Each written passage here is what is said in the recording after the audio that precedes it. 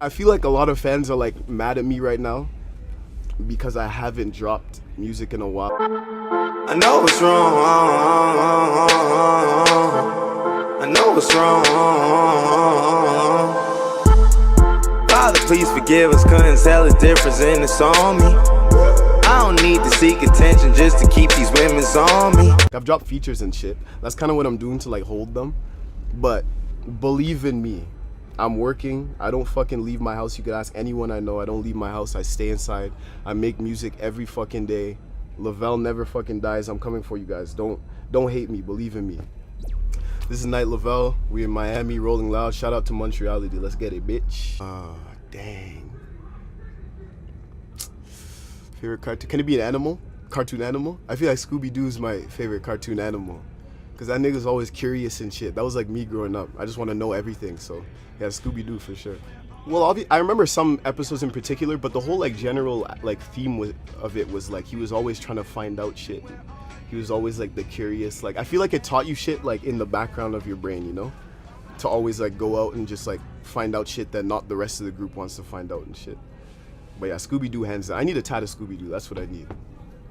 Dang. What's up, my guy? Raw Banks in this bitch. Holy fuck. You gonna shut up? Nah, you good, bro. My nigga the GOAT, you know what I'm saying? 2 goats, you feel me? I'm out there. Alright, boss. Dang.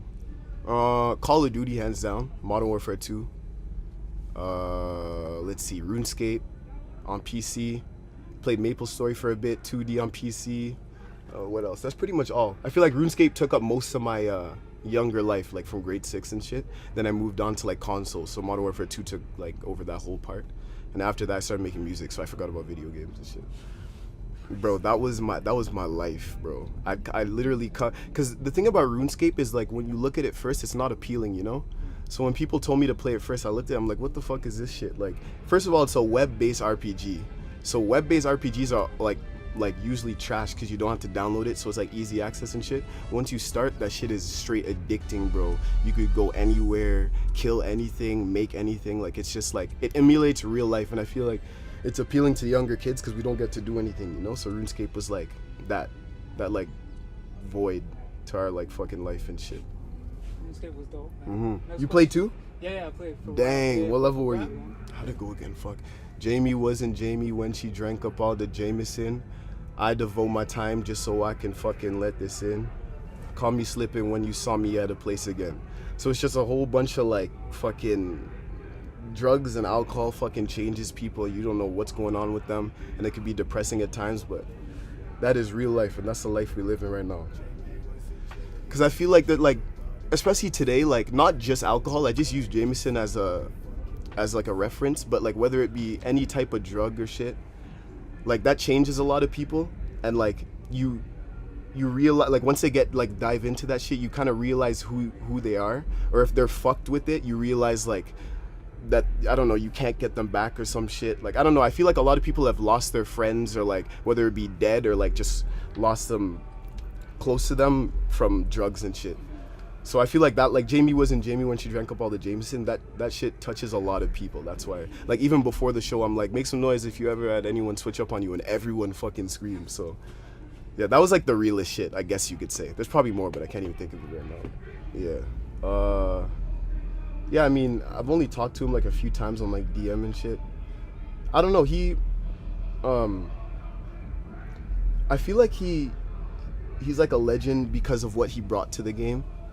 Cause he'd mix with like the emo and like punk shit with like rap, you know? And I feel like that opened a lot of doors to people, like whether it be like experimental hip hop or whatever the fuck you want to call it. But that nigga was a fucking legend, bro. Like I talked to him a few times. I remember I was supposed to go to his Toronto show, and then literally like a week after or some shit, like I heard he died. So rest in peace, Lil Peep. But that nigga's a legend. He will live on forever. There's influence in his shit and everyone's music. I don't care what you say. So rest in peace, Lil Peep, fam. I mean, like, first and foremost, Drake is like a huge inspiration based on the fact that Canada's an underdog in general in the whole like rap game and shit. So the fact that he's like at the top and he's from Canada, that just puts inspiration in like everyone, whether you're from Toronto, Montreal, Ottawa, like anyone. So I feel like Drake inspired me. I'm kind of like, I'm trying to do the same thing he's doing, but just for Ottawa first. You know what I mean? So Drake's a legend, fam. This nigga did it for the whole rap game, and he's from an underdog country, Toronto. Drake's a fucking legend, fam. I love Drake. I love Drake. Till I die, I love Drake. And that's the shit too, because he uses like Canadian slang and shit, and he's still at the top. Like, not everyone understands, but it's just Drake. Like, you know what I mean? Like, he doesn't, like, everyone from Canada may understand some shit, and people from the States may not understand, but he's still at the top. Like, he keeps his city in his blood. So it's fire to see that shit. I mean, it didn't take, like, all it took was being yourself, you know? Like, if you really want to make music, it doesn't matter where you're from, get a mic and just make music. And then it took like a while, like, it takes the internet to kind of follow you once your city kind of follows you, but that's the way it goes all the time, you know? So once Ottawa saw that, they kind of, I don't know, like, jumped on my back and shit. But Ottawa's changed, man. Like, it's been a long time coming. Like, there's a lot of kids making music and shit. It's great. Like, I see all of it. It's amazing. But I mean, we're still the underdog compared to like Toronto, even Montreal a bit maybe, because you guys are bigger. But Ottawa's changed a lot. Now it's like, it makes me want to like cry sometimes seeing how many people just make music now. It's amazing. Like, that's how I wanted it to be this whole time. So it's coming into fruition now. Love is amazing, bro. I feel like a lot of people,